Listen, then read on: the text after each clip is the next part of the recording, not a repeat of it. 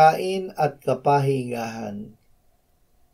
Ako mismo ang magiging pastol ng aking mga tupa, at sila'y dadalhin ko sa kapahingahan, sabi ng Panginoong Diyos.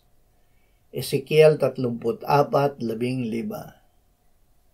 Ang Diyos ang ating pastol na nagbibigay sa atin ng pagkain ng ating buhay, ang Kanyang salita, na binubuhay ng Espiritu Santo sa ating puso sa pamamagitan ni Jesus.